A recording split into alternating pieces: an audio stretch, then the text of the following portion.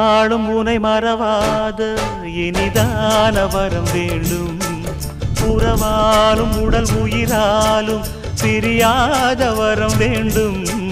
விழியோடு இமை போலே விலகாத நிலை வேண்டும். இணையான இளமானே துணையான இளமானே, இணையான இளமானே துணையான இளமானே.